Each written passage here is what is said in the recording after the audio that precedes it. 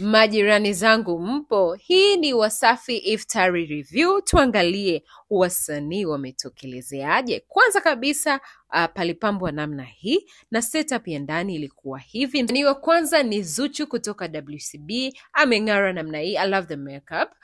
Nyie na wachia mengine. And next tunaye Haji Manara pamoja na Zailisa. Zailisa has never disappointed me. She's on green and gold. Yani kapendeza mno. She baby ndani ya pink, purple, black combination. Yeah, alikuwa yupo kazini for Shishi Food. Alia in white and gold, jamani kadamshi sana. Nimependa earrings, nimependa makeup yake. Sishikiki naye kwenye red carpet. Jirani yangu najua ni mbaya kama mimi, hauna muda na alichokivaa. Huu ndio muonekano wake mpya. Muonekano wake wa zamani huu hapo before surgery. Sasa hivi anaonekana hivi, kanyanyua nyusi hizo, lakini pia katengeneza macho na kapua hako. Tuendelee na mambo mengine yanotuhusu, maana she doesn't even care what we think. Jirani huyu ni Army Girl kutoka Wasafi, kapendeza kweli kabisa. Mimi nimependa muonekano wake. Wallpaper, Mama P katupa black juu na chini na nakshi namna hiyo. Majirani na waachia kwenye comment section mtiririke wenyewe.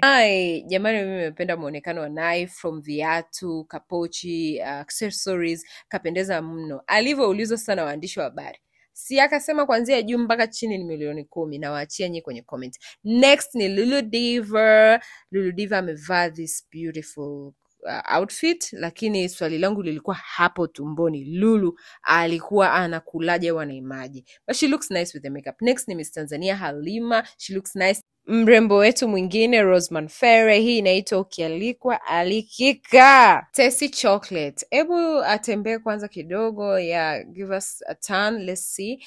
Mnaonaje muonekano wa gauni lake? I love the kitambaa alivyokifunga na ireni yake. Next ni Mina Ali. Jamani, Mina anapendezaga kwenye makeup. She knows how to select the makeup that fits her face. Lakini pia hii nguo ni nzuri. Nifa naye huyu hapa, mnaonaje muonekano wake? And tunaye Malkia Karen. I just love this dress on her. Madam Rita, kama kawaida yake kudamsh ni status zake. Na asubuhi Madam baada ya hii event aliamka na ujumbe kwa wadada warembo kwenye hii iftari.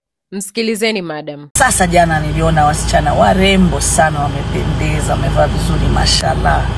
Lakini ukiwa umependeza msichana umekaa umevaa vizuri, mambo ya kutafuna chewing sio mambo mazuri.